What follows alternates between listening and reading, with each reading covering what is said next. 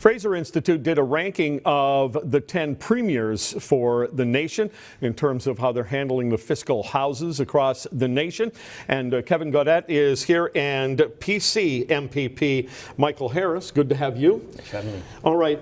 First of all, before we get Mr. Harris's comment on this, Kevin, how was this put together? What was the criteria they were looking at? So the Fraser Institute did a relative study, so there's no specific metrics. What they did was compared the governments to one another on three important separate categories. One of them is spending, the other is taxes, and the other is deficit and debt. And each of those separate categories are then broken down into subcategories.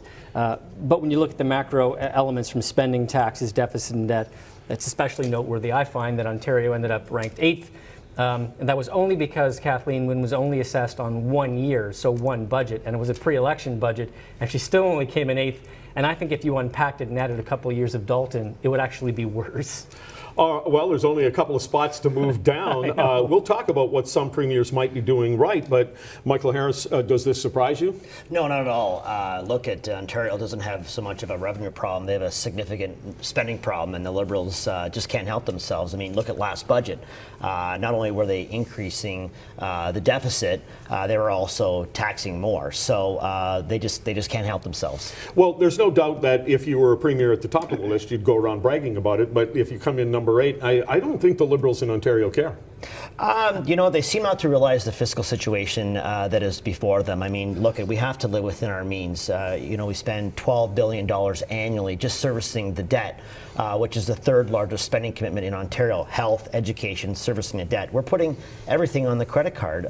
You know, average Ontarian owes about $21,000 as their portion of the provincial debt. That is just not sustainable. So at the top of the list, actually a former premier, Newfoundland, Kathy Dunderdale, and then Premier Brad Wall. No surprise to see them up there? No, it's actually what I think is surprising is Alberta is not top of list, because there's this perception that Alberta is this fiscal powerhouse. And even before the price of oil fell, there's this national perception, mostly understandable, that they have everything under control. And that's in part because many folks don't realize just how much that government spends on programs, which has dropped them down on the list. So what then becomes noteworthy for Saskatchewan, and especially for Newfoundland, is that despite that those provinces have done so well for their respective resource benefits, they actually managed to keep program spending at reasonable growth rates, as opposed to spending it away like Alberta did, which is what caused them to drop. Well, Alberta has a problem that they're going to have to solve because of the oil. It's actually an opportunity for Ontario to kind of get the manufacturing sector back in shape. Well, of course. I mean, but we've seen tens of thousands, if not hundreds of thousands, of good manufacturing jobs lost in Ontario. You know, you only look at the Green Energy Act that's driven energy prices up, and now I know we'll be talking a bit later about the carbon tax potentially to come to Ontario, but that'll further drive jobs out of the province. So again, last budget we didn't see any belt tightening, you know, at all, and none on the horizon, especially when they're wasting money too. Power plants, you name it, health, e-health, etc. Let's talk about the carbon tax. It is a threat at the moment. The Liberals have a majority government, so whether you like it or not, or whether I like it or not, they could do it. What's your position and your party's position? Well, look, we're dead set against a carbon tax, first and foremost. Look, at last June, during the election, Kathleen Wynne said the carbon tax was off the table. But of course, after election, with a new majority, being typical Liberals, they're now mulling a carbon tax that we'll likely see this year. As I mentioned, the Green Energy Act, raising the cost of electricity up, driving thousands of manufacturing jobs out of Ontario. So too will a carbon tax added to consumers and manufacturers here in the province of Ontario. So it's bad all around. Is this opportunism? She said, Premier Wynne, before the election, as you pointed out, not going to have it. But then all of a sudden, the price at the pump just took a nosedive, and she's figuring 5, 6, 7 cents. People won't notice it right now. You're suggesting a politician might be an opportunist, Jared? Well, I'm just asking another politician whether that's true. You know what? Look at the health tax. Right after the election, health tax came in, goes to general revenues. But of course, low oil prices at the pump for consumers, they may not notice, you know, a 7 to 10 cent increase in their gas. But it goes to say that, you know what, it's just more money in the pot that they have to perhaps waste in Ontario. There's no shortage of solutions when it comes to the environment, dealing with climate, ever-changing climate. But of course, the typical Liberal fashion would be to put a tax on it, and that's bad for consumers, bad for manufacturers.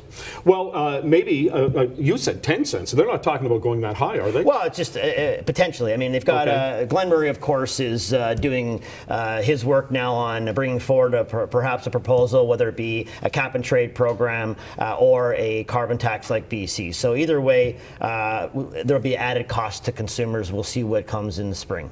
Well, even if it were, let's say, 7 cents, Kevin, right now you might not notice it as much. Oh, it's back up 7 cents, but you're still happy with the price. Gets up to $1.40, $1.46, and then you add that onto that, and we're into the $50s. Nobody will be happy. It'll be too late then. But I mean, does anybody think that gasoline is going to stay at the price it is now? I don't think anybody who's reasonable thinks that, Jerry. When you talk about opportunism, I think you're right, because I actually think a 10-cent a litre gas tax hike is possible with this government. It may be phased in. On the other hand, from an opportunist perspective, she may just dump it in on one fell swoop. And if gas does go back to $1.50 a litre, people have short political memories. They'll blame gas companies like they generally like to, the big, bad, expensive oil companies, and they'll forget that this government would have slapped on a giant tax on top of what other measures they may put in place, be it a cap and trade of some kind or whatever they may choose to do. I'm not convinced they're going to limit it to one gas tax, one carbon tax. I think it'll be a couple. I think there also could be some income tax changes. I think there's going to be the hydro rate increases. I think this government's going to do a number of, and sin taxes as well. We'll probably see a hike in the cost of liquor and tobacco in Ontario. I think this budget's going to be a doozy this spring. I was just thinking just now of shooting myself while he was talking. There might be a bullet tax, too. Yeah, a bullet tax. You know, this is a party that keeps wanting to hand you victory, and your party doesn't seem to be able to grab it. Well, look, we're going through that process now of electing a new leader. We'll have one in place in May. We've got, 4 years now to go back out to Ontarians while continuing to hold the current government accountable. And I'm hopeful that by 2018 we can turn this around and take back Ontario and bring it back to prosperity as it once was. Thanks for coming in. Pleasure having me.